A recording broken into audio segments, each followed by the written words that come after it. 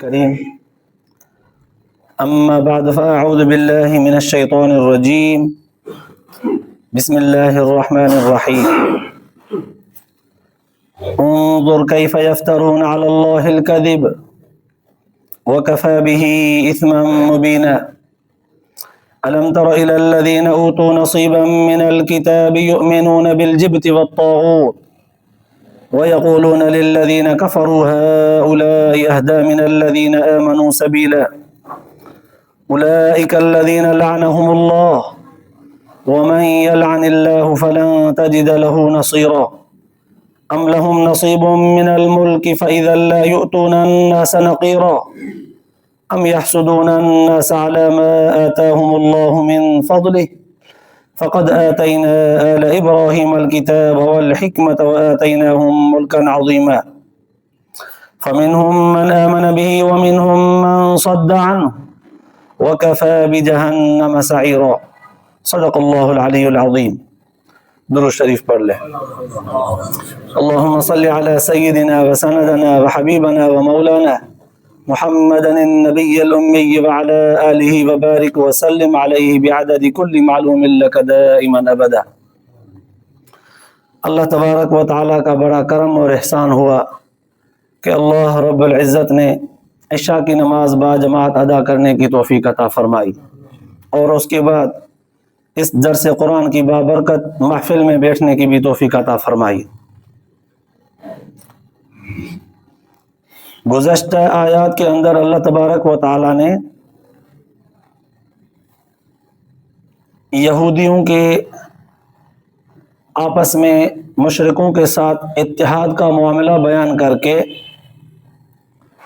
امت محمدیہ کے تمام تر مسلمانوں کو یہ سبق دیا کہ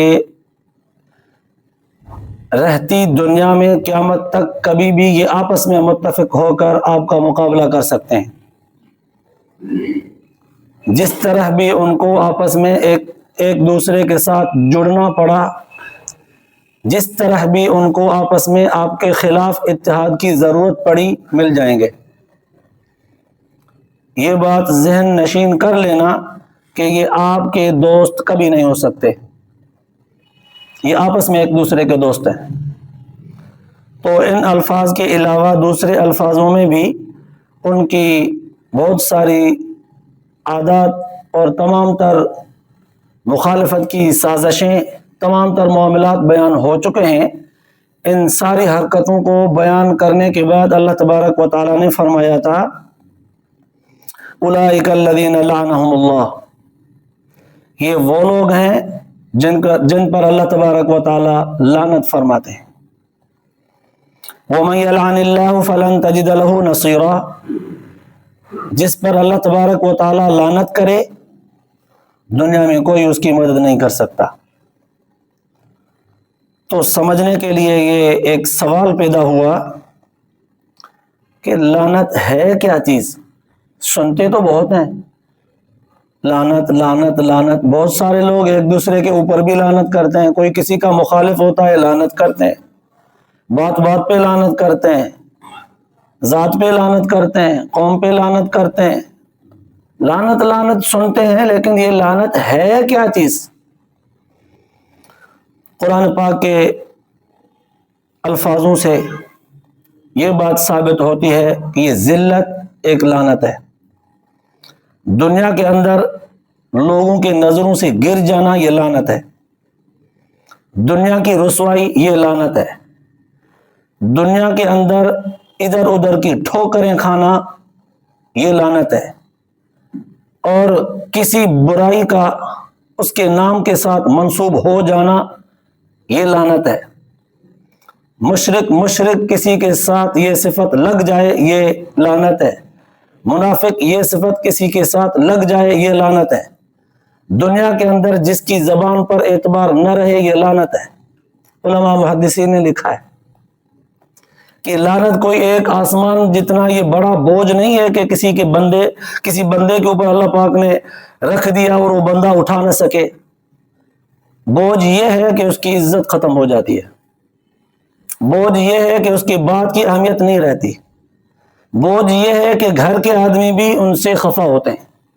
بوجھ یہ ہے کہ بچے بیوی سب ان سے کتراتے ہیں، یہ لعنت ہے۔ اب دوسرا سوال سمجھنے کے لیے یہ پیدا ہوا کہ دنیا کے اندر لعنت تو بہت سارے لوگ ایک دوسرے کے اوپر کرتے ہیں، ہم بھی سنتے ہیں، کبھی کبھی ہماری زبان سے بھی یہ الفاظ نکل جاتے ہیں۔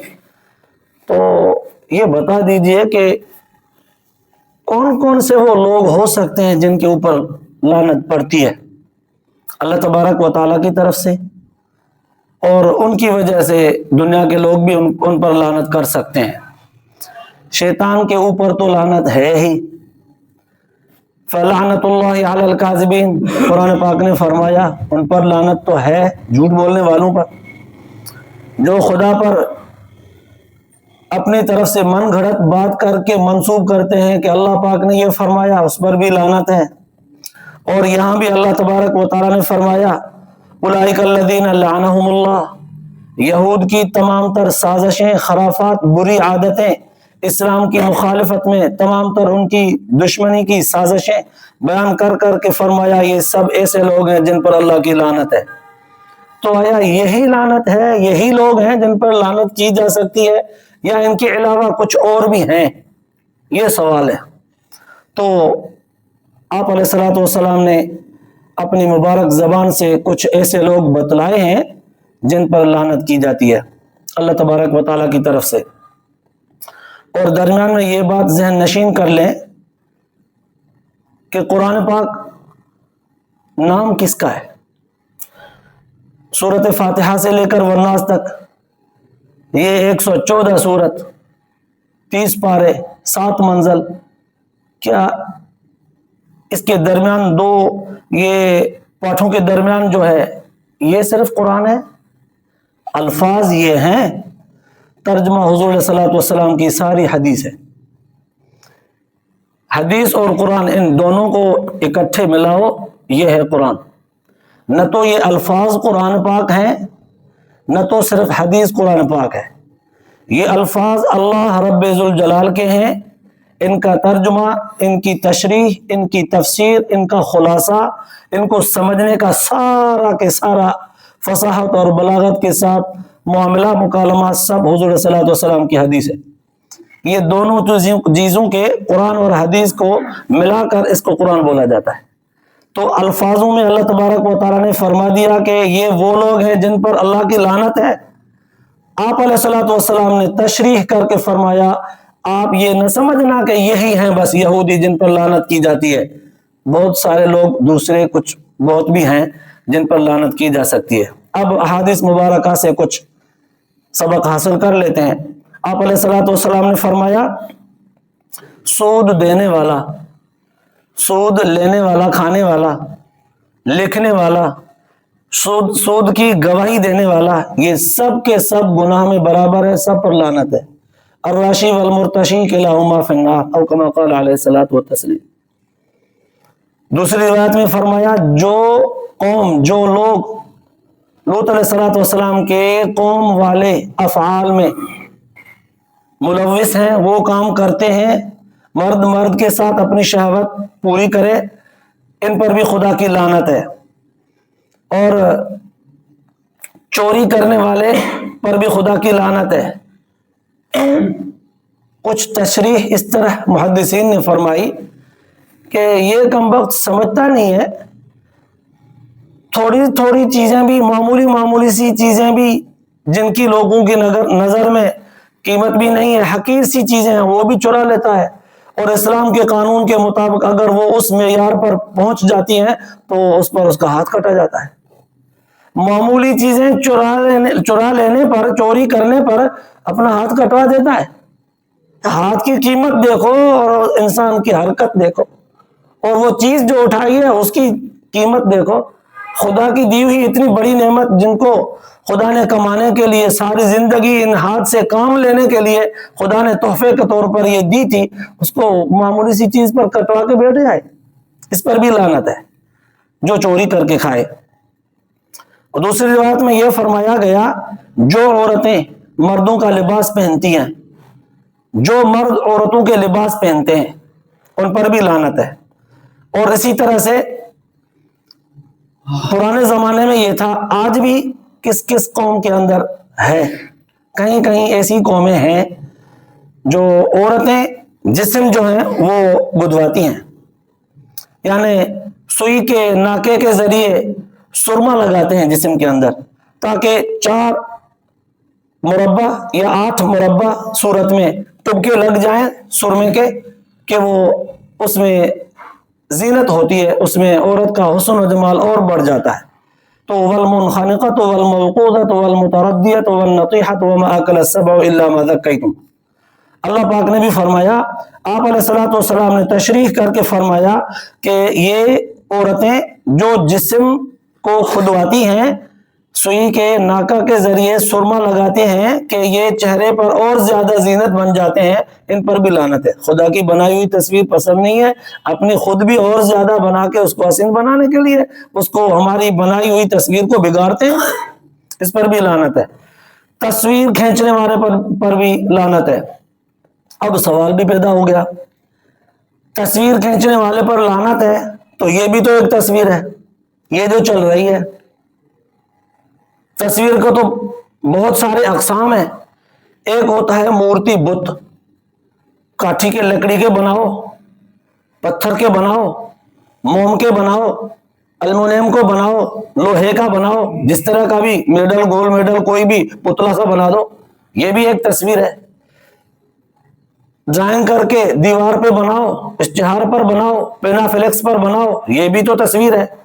اور موبائل کے اندر جو تصویر ہم کھینچتے ہیں یہ بھی تو تصویر ہے. لہذا تصویر کون سی جس پر لعنت ہے کھینچنے والے پر؟ سب سے پہلے جس تصویر کا جسم بنے، مجسمہ بن جائے، پتلا سا ہو، مجسمہ سا بن جائے، جیسے لوگوں کے محترمہ کے پتلے بنے ہوئے ہیں، ضیاء الحق کے بنے ہوئے ہیں، مشرف کے بنے ہوئے ہیں، دنیا کے فرعون کے بنے ہوئے ہیں، دنیا کے بڑے بڑے بادشاہوں کے. سب سے پہلے نمبر پر یہ تصویر، ایسے جسم بنانا حرام ہے. دوسرے نمبر پر وہ تصویر جو ہاتھ سے کسی جگہ پہ بنائی جائے، کلر سے، رنگ سے، چاک سے، کوئلے سے بنائی جائے، یہ بھی حرام ہے. تیسرے نمبر پہ وہ تصویر جو پرنٹ کی صورت میں آ جائے، اخبار پر آ گئی، پینا فلیکس پر آ گئی، اشتہار پر آ گئی، یہ تصویر بھی حرام ہے. چوتھے نمبر پہ یہ تصویر ہے جو موبائل کے اندر موجود ہے. اس پر علماء کرام کا اختلاف ہے. فرماتے ہیں یہ تصویر نہیں ہے، تصویر کا عکس ہے. اس وجہ سے عکس بولتے ہیں. یہ اوپر سے لائٹ چل رہی ہے، میرا ہاتھ ہے، اس کے نیچے بھی عکس ہے، یہ بھی عکس ہے. سورج کے سامنے جو آئینہ ہے وہ سامنے کرو، اس سے جو شعاع نکلتے ہیں سامنے والی دیوار پر پڑتے ہیں، یہ بھی عکس ہے سورج کا. سورج نہیں ہے، سورج جیسی بالکل روشنی تیزی سے نکالتا ہے شیشہ بھی، لیکن وہ سورج نہیں ہے، یہ بھی سورج کا عکس ہے، یہ بھی ہمارے ہاتھ کا عکس ہے، اور یہ بھی موبائل کے اندر ہمارے انسان کے جسم کا یہ عکس ہے. تو اس عکس کے اوپر گنجائش ہے اس بات کی کہ یہ عکس اس کو بولتے ہیں کہ اصل کو ہٹاؤ تو وہ تصویر ختم ہو جائے. سورج نہ ہو تو شیشے کے اندر اس کی تصویر ختم ہو جائے گی. ہاتھ کو ہٹاؤ تو یہ تصویر ختم، یا بلب کو بند کر دو تو یہ تصویر ختم، اس کو بند کر دو تو آدمی کی تصویر ختم. یہ عکس ہے. جب عکس کی صورت بن گیا تو اس پر علماء کرام نے جواز کے ضمن میں لا کر اس کو ہلکا کر دیا. دوسرے الفاظوں میں ایسے کہوں، جس پر اختلاف ہو جاتا ہے اس کا معاملہ ٹھنڈا پڑ جاتا ہے. اب یہ چونکہ ٹھنڈا پڑ گیا تو اس وجہ سے گنجائش نکل آئی کہ دنیا کے بہت سارے لوگ اسلام کے مقابلے میں اسی ہی موبائل کے ذریعے، اسی ہی عکس، ویڈیو اور تصویر کے ذریعے اسلام کا مقابلہ کرتے ہیں. تو جب اختلاف کی صورت میں گنجائش ہی نکلتی ہے تو اسلام ہی ان کو ان اپنی بنائی ہوئی چیز کے اوپر رکھ کر اسلام کا دفاع کیوں نہ کیا جائے. تو اس وجہ سے یہ جواز کا ایک راستہ نکل آیا، اس وجہ سے کام چل رہا ہے، ورنہ یہ بھی حرام ہے. تو بہرحال آپ علیہ الصلوۃ والسلام کے احادیث مبارکہ کی روشنی میں جن لوگوں پر لعنت ہے وہ تذکرہ چل رہا تھا حضور علیہ الصلوۃ والسلام نے فرمایا شراب پینے والے پر بھی، شراب پینے والے پر بھی، شراب بنانے والے پر، شراب پلانے والے پر، اور جو بیچتا ہے اس پر، اور جو شراب خریدتا ہے وہ اس پر بھی، اور جو لے کے آتا ہے لے کے جاتا ہے اس پر بھی، سب پر لعنت ہے، کیونکہ شراب عقل کو ختم کر دیتی ہے۔ جب عقل نہ رہی تو انسان کہیں کام کا نہیں ہے، ان پر خدا کی لعنت ہے۔ دوسری روایت کے اندر آپ علیہ الصلوۃ والسلام نے فرمایا 6 لوگ ایسے ہیں جن پر خدا کی لعنت ہے۔ نمبر 1، قرآن پاک کی آیات میں جو کمی پیشی کرے، آیت سنائے، کچھ حصہ اپنی طرف سے زیادہ کر دے، بڑھا دے، یا کچھ حصہ کم کر دے، کمی زیادتی کر کے بیان کرے قرآن پاک کی آیات کو، کتاب اللہ کو، وہ کتاب تورات ہو، زبور ہو، انجیل ہو یا قرآن پاک ہو، چونکہ اپنے اپنے زمانے میں تورات، زبور، انجیل کا مقام وہی تھا جو آج کے دور میں قرآن پاک کا ہے۔ تو قرآن پاک جب آپ علیہ الصلوۃ والسلام پر نازل ہونا شروع ہوا تو تورات، زبور، انجیل کی وہ حیثیت جو مروجہ تھی وہ ختم، کیونکہ ان کے سارے احکامات قرآن پاک نے بیان فرما دیے۔ اب تابعداری صرف قرآن پاک کی کرنی لازم ہے۔ تو اب مسئلہ اس بات پر فٹ ہو گیا کہ قرآن کی آیات کو جو کمی پیشی کے ساتھ پیش کرے اس پر بھی نمبر 1 خدا کی لعنت ہے۔ دوسرا، جس کو اللہ تبارک و تعالیٰ نے عزت دی ہے، کوئی آدمی عزت دار بندے کو بے عزت کرے اس پر بھی لعنت، جبر سے حکومت لے لے اور عزت دار لوگوں کو بے عزت کرے اس پر بھی لعنت، اور بے عزت لوگوں کو بڑا کر کے عزت دار بنا دے اس پر بھی لعنت۔ اور اس کے نمبر 3، آپ علیہ الصلوۃ والسلام نے فرمایا تقدیر کو جھٹلانے والا اس پر بھی خدا کی لعنت۔ تقدیر اللہ پاک کے علم کا نام ہے۔ تقدیر یہ بڑا ایک بحث ہے، اگر زندگی رہی تو پھر کبھی اس پر بات ہوگی۔ تقدیر کو جھٹلانے والا اس پر بھی خدا کی لعنت ہے۔ حرام کو حلال جاننے والا اس پر بھی خدا کی لعنت ہے۔ نمبر 5، سنت کو چھوڑنے والا، مسلمان ہے، اسلام پر زندگی گزارنے کو پسند کرتا ہے لیکن سنت پر عمل نہیں کرتا، سنت کو بالکل چھوڑ دیتا ہے، کہتا ہے قرآن میں ہو، قرآن میں ہو۔ قرآن بھائی اس نے سمجھا کب ہے؟ قرآن کس کو بولا جاتا ہے، کس کو کہا جاتا ہے قرآن؟ حدیث قرآن پاک کے ساتھ ملاؤ، یہ ہے قرآن۔ صرف یہ تو الفاظ ہیں۔ آپ علیہ الصلوۃ والسلام نے فرمایا سنت کو جس نے چھوڑا، میرا بتایا ہوا طریقہ جس نے چھوڑا، اپنا چلایا، اس پر بھی خدا کی لعنت۔ نمبر 6، میری اولاد میں سے وہ جو محرمات کو حلال جانے اس پر بھی خدا کی لعنت ہے۔ تو تمام تر یہ ایسے بندے ہیں جن پر خدا کی لعنت ہے، لیکن قرآن پاک کے اندر تو اللہ تبارک و تعالیٰ نے یہودیوں کا تذکرہ کرتے کرتے فرمایا یہ وہ لوگ ہیں جن پر خدا کی لعنت ہے۔ اور ایک روایت کے اندر ایسے بھی آیا، آپ علیہ الصلوۃ والسلام نے فرمایا ایسے مرد جو عورت کا لباس پہنے یا مرد عورت جیسی شکل بنائے، خسرے، کبھی کبھار ایسے بنتے ہیں، جو عورت مرد کا سا لباس بھی پہنے، جوتا بھی پہنے اور اپنے آپ کو مرد بنا لے، مرد بنانے کی کوشش کرے، اپنے تمام تر جسم کو مرد کی طرح پیش کرے بنا سوا کر، تو اس پر بھی خدا کی لعنت ہے۔ تو یہ لعنت انسان پر پڑتی کیسے ہے؟ آپ علیہ الصلوۃ والسلام نے فرمایا جب کوئی بندہ لعنت کرنے والا جس پر لعنت کر رہا ہے، اس کے الفاظ بولنے سے اس پر لعنت پڑ گئی، اس کی ذلت ہو گئی، اس کی رسوائی ہو گئی، ایسے نہیں ہے۔ یہ لعنت بولتا ہے تو یہ اس کی زبان سے نکلے ہوئے لعنت کے الفاظ اوپر جاتے ہیں آسمان پر۔ آسمان سے اگر دروازہ بند ہے، ان کی لعنت کے آواز کو آسمان قبول نہیں کر رہا، دروازے بند ہیں، اوپر نہیں جا سکتی لعنت، تو پھر واپس آتی ہے زمین پر گرنے کے لیے، زمین کے دروازے بھی بند ہو جاتے ہیں، اس کی لعنت زمین بھی قبول نہیں کرتی۔ بھائی خدا نے جس کو انسان بنایا ہو، خدا نے جس چیز کو جون سی بھی عزت دی ہو، آپ نے اس کی عزت تو اڑا دی لعنت کے لفظ سے، تو آسمان بھی قبول نہیں کر رہا، زمین بھی قبول نہیں کر رہی، دروازے دونوں کے بند ہیں، تو پھر یہ لعنت کے الفاظ ادھر ادھر گھومتے ہیں. تو پھر اگر جس پر اس نے لعنت کی ہے وہ واقعتاً حقیقتاً وہ لعنت کا مستحق ہے تو لعنت اس پر پڑ جاتی ہے. اگر وہ لعنت کا مستحق نہیں ہے تو لعنت پھر بھیجنے والے کے اوپر گرتی ہے. تو یہ لعنت کے الفاظ زبان سے نکالنا آسان ہے، ان کو سمجھنا اور لعنت کسی پر لگانا یہ آسان نہیں ہے، سوچ سمجھ کے کرنا چاہیے. تو اللہ تبارک و تعالیٰ نے فرمایا یہودیوں کا تذکرہ کرتے کرتے، ان کی خباثتوں کا بیان کرتے کرتے، یہ وہ لوگ ہیں جن پر خدا کی لعنت ہے، اور جس پر خدا کی لعنت ہو جائے دنیا میں کوئی بھی اس کا مددگار نہیں بن سکتا.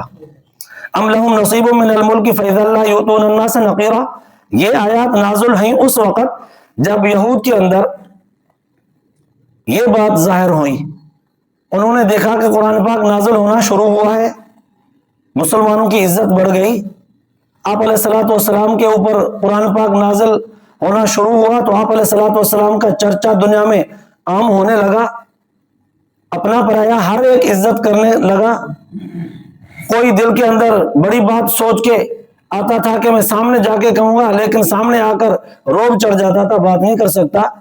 یہ دنیا نے یہ تجربہ کر کے دیکھا تو یہودیوں نے سمجھا کہ یہ عزت اور یہ احترام، یہ وقار، یہ دبدبہ یہ تو حکمرانوں کو ہوتا ہے، یہ تو ہمارا حق تھا کیونکہ ہم نبیوں کی اولاد میں سے ہیں اور پہلے سے بھی ہم سردار ہیں، پہلے سے ہمارے اوپر تورات بھی نازل کیا ہوا کتاب خدا کا ہے، ہماری عزت تو پہلے سے ہے. تو حکومت، حکمرانی، دبدبہ، وقار، عزت، منصب، سلطنت یہ سب ہمارا حق ہے، کسی دوسرے کا حق نہیں ہے. یہ سمجھنے لگے اور بآواز بلند لوگوں کے سامنے، چوک میں، چوراہے میں، گلی میں، کوچوں میں لوگوں کے سامنے یہ الفاظ کہنے لگے کہ یہ ساری حکومت، حکمرانی، سلطنت، بادشاہ یہ ہمارا حق ہے اور کسی کا حق نہیں ہے. اللہ تبارک و تعالیٰ نے ان کو جواب دینے کے لیے یہ الفاظ نازل فرمائے. ام لہم نصیب من الملک. عقلی دلائل سے کئی اعتبار سے یہ الفاظ بنتے ہیں. ان کے لیے حکومت ہے تو نہیں. اللہ پاک فرماتے ہیں ان یہودیوں کی حکومت ہے تو نہیں، بفرض محال اگر ان کو حکومت دی جائے تو لوگوں کو ذرا برابر بھی عزت نہیں دیں گے، کچھ بھی چیز نہیں دیں گے. ایک تو ان کے ہاتھ میں حکومت ہے نہیں، ہم نے نہیں دی. چلو یہ کہتے ہیں کہ مان لیتے ہیں کہ یہ ہم نبیوں کے خاندان میں سے ہیں، نبیوں کے خاندان میں سے، ان کے نسب میں سے ہیں، تو پھر ٹھیک ہے. یعقوب علیہ السلام، ابراہیم علیہ السلام کے اولاد میں جو جو پیغمبر گزرے ہیں ہم نے ان کو نبوت، سلطنت، حکومت دی تھی. مثلا ابراہیم علیہ السلام کے اولاد میں سے یوسف علیہ السلام ہے، داؤد علیہ السلام ہے، سلیمان علیہ السلام ہے. تو آپ علیہ الصلوۃ والسلام بھی انہی کے اولاد اسماعیل علیہ السلام کے خاندان میں سے ہے نا. اللہ پاک فرماتے ہیں کہ پھر پہلے ابراہیم علیہ السلام اور ان کے اولاد میں جو حکمران گزرے ہیں، پیغمبر بھی گزرے ہیں، ان کو مانتے ہیں. ابراہیم علیہ السلام کی اولاد میں سے مانتے مانتے حکومت بھی ان کی مانتے ہیں. میرا محبوب بھی تو انہی کی اولاد میں، وہ کیوں نہیں مانتے؟ ان کی مانتے ہیں تو اس کی کیوں نہیں مانتے؟ ان کو اگر میں نے دی ہے اس کو مانتے ہیں، یہ بھی تو انہی کی نسب سے ہیں. تو اللہ تبارک و تعالیٰ نے فرمایا ام یحسدون الناس علی ما آتاہم اللہ من فضلہ. اللہ پاک جس کو اپنے فضل سے جو کچھ دیتا ہے، کیا یہ لوگ ان بندوں کے ساتھ حسد کرتے ہیں؟ لہذا یہ بات ثابت ہوئی کہ اللہ تعالیٰ جس کو جو بھی مقام دے دے وہ اللہ تبارک و تعالیٰ کی طرف سے اللہ کا فضل ہوتا ہے. کسی کا مقام، کسی کا مرتبہ، کسی کی حیثیت، کسی کی سلطنت، کسی کا وقار دیکھ کر حسد نہیں کرنا چاہیے، مذمت ہو گئی. فقد آتینا علی ابراہیم الکتاب والحکمہ. اللہ پاک فرماتے ہم نے تو ابراہیم علیہ السلام کو کتاب بھی دیا تھا اور علم بھی دیا تھا. وآتیناہم ملکا عظیما، اور ہم نے ان کو بڑی سلطنت بھی دی تھی، ان کے اولاد میں دی تھی. فمنہم من آمن بہ ومنہم من صد عنہ. اس وقت جو لوگ موجود تھے ان میں سے کچھ نے قبول کیا ایمان لا کر، اور کچھ ایسے بھی بضد رہے جنہوں نے قبول نہیں کیا وہ ہٹے رہے، دور ہو گئے۔ وَكَفَى بِجَهَنَّمَ سَعِيرًا، اللہ پاک فرماتے ہیں کہ ان کے لیے دوزخ کی بھڑکتی آگ ہے۔ جنہوں نے ہمارے پیغمبروں کی بات مانی، ان پر ایمان لائے، ان کا کہا مانا، وہ تو بن گئے مومن، ان کے لیے جنت ہے، ان کے لیے درگزر کا معاملہ بھی رحمت وسیع ہونے کے بنیاد پر ہوگا۔ لیکن جو ہٹے رہے، بضد رہے، نہیں مانا جنہوں نے، تو ان کے لیے وَكَفَى بِجَهَنَّمَ سَعِيرًا، جہنم کی بھڑکتی آگ کافی ہے۔ تو درمیان میں اللہ تبارک و تعالیٰ نے حسد کے الفاظ بولے، فرمائے کہ اللہ تبارک و تعالیٰ جس کو اپنے طرف سے جو بھی دیتا ہے تو یہ یہودی ان کے اوپر ساڑ کرتے ہیں، حسد کرتے ہیں، سڑتے ہیں، جلتے ہیں۔ تو سوال یہ پیدا ہوتا ہے کہ حسد پھر کس کو بولا جاتا ہے؟ حسد کیا چیز ہے؟ حسد یہ ہے کہ اس کو جو چیز ہے وہ اس کو نہ ہونا چاہیے، مجھے ہونا چاہیے، اس کو نہ وہ میرے پاس ہو، یہ بالکل حرام ہے۔ یہ حسد انسان کی نیکیوں کو اس طرح جلا دیتا ہے جس طرح آگ خشک لکڑیوں کو جلا دیتی ہے۔ ایک ہوتا ہے حسد، دوسرا ہوتا ہے بغض۔ بغض دل کے اندر کسی کے بارے میں بدگمانیاں بہت سی پڑ جائیں، پھر اس کی نیکی کو بھی بدی بنانے لگے، کوئی نہ کوئی اپنی طرف سے اپنا مقصد، اپنا مطلب نکالنے لگے، یہ بغض۔ اور بغض انسان کے نیکیوں کو اس طرح موڑ دیتا ہے جس طرح بلیڈ اس طرح بالوں کو موڑ دیتا ہے۔ بغض نیکیوں کو موڑ دیتا ہے، حسد نیکیوں کو جلا دیتا ہے لکڑیوں کی طرح۔ تیسرا ہوتا ہے غبط، عربی کا لفظ ہے غبط، یہ جائز ہے۔ غبط کی معنی کیا ہے پھر؟ غبط کی معنی یہ ہے کہ جو اللہ تبارک و تعالیٰ نے اس کو دیا مجھے بھی ہو، اس کو بھی ہو، اس پر میں خوش ہوں، یا اللہ اس کو جو آپ نے دیا ہے مجھے بھی دے دے، یہ جائز ہے، اس کی اجازت ہے۔ بغض کی بھی اجازت نہیں ہے، حسد کی بھی اجازت نہیں ہے۔ تو ان آیات کے اندر ایک تو حضور صلی اللہ علیہ وسلم کے اوپر یہود جلتے تھے، وہ بھی تذکرہ ہوا، اور اللہ تبارک و تعالیٰ کی طرف سے ان کے اوپر لعنت ہوئی، اس کا بھی بیان ہوا۔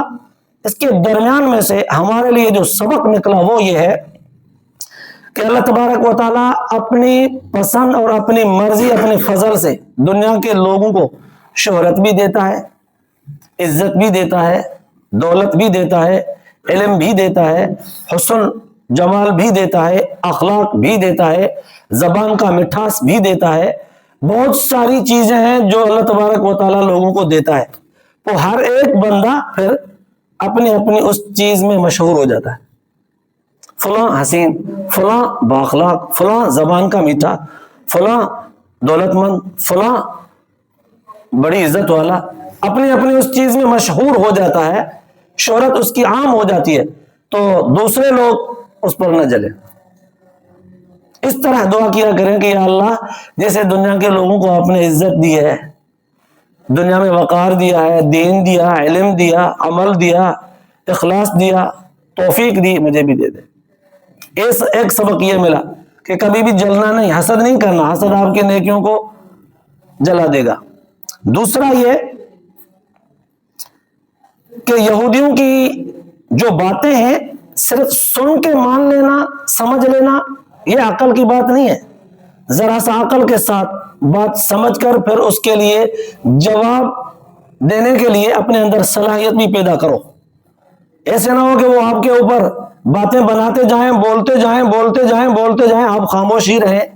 اپنے اندر قرآن و حدیث کی روشنی میں جوابات بنا کے رکھو، تاکہ جب بھی ان کے ساتھ مکالمہ ہو ادب کے ساتھ، احترام کے ساتھ جواب آپ کے پاس ہونا چاہیے۔ اللہ تبارک و تعالیٰ نے یہ بھی سکھلا دیا کہ وہ کہتے ہیں ہماری شہرت ہو، ہماری حکومت ہو، کب ہے اس کی؟ اس زمانے میں ہی جو لوگ تھے، جو مان گئے تھے، جنہوں نے تابعداری کی تھی، ہم نے اس زمانے میں بھی ان کو عزت دی، اور اس زمانے میں بھی اگر ہمارے پیغمبر موجود ہیں، یہ ان کو نہیں مانتے، اس زمانے میں جو نہیں مان رہے تھے ان کو بھی ہم نے ذلیل کیا، اس زمانے میں میرے پیغمبر کی مخالفت کریں گے تو کہیں کی عزت ملے گی ان کو۔ ان کی ذلت اور رسوائی دنیا نے دیکھی، تاریخ بھی گواہ ہے۔ تو اس کے ساتھ تیسرا سبق یہ ہے کہ بہت سارے لوگ دنیا کی زندگی میں اپنی عقل کی بات بتاتے بتاتے مشہور ہو جاتے ہیں، عقل کے ساتھ دوسروں کو غلط بتاتے ہیں کہ بھائی اس کی بات عقل کے خلاف ہے، اس کی بات دنیا کے رواج کے خلاف ہے، اپنی بات زیادہ بنا لیتا ہے اور بتا دیتا ہے، اپنے آپ کو بہتر اور دوسروں کو غلط بناتا جاتا ہے، عقل سے باتیں بناتا، دلیل دیتا جاتا ہے۔ اللہ تبارک و تعالیٰ نے فرمایا آپ کے لیے جو دلیل ہونا چاہیے قرآن و حدیث کی روشنی میں اتباع کے طرف سے ہونا چاہیے، دنیا کے عقلی دلیلوں کو نہ دیکھو، قرآن و حدیث کی طرف سے دی ہوئی تعلیم کو دیکھو، عقل کو نہ چلاؤ۔ عقل کو چلائیں گے تو شیطان کی طرح آپ بھی مردود ہو جائیں گے۔ اتباع کا طرف پکڑو، وہ جانب لے لو، اس میں اتباع اور تابعداری ہے، تو تابعداری کی طرح تابعداری کریں گے تو آپ بھی ان ہی اصحابہ کرام رضوان اللہ تعالی علیہم اجمعین کی طرح رضی اللہ عنہم ورضوا عنہ میں شمار ہو جائیں گے۔ اللہ تبارک و تعالی ہم سب کو سننے اور سنانے کے بعد عمل کی توفیق عطا فرمائے۔ آخر دعوانا الحمدللہ۔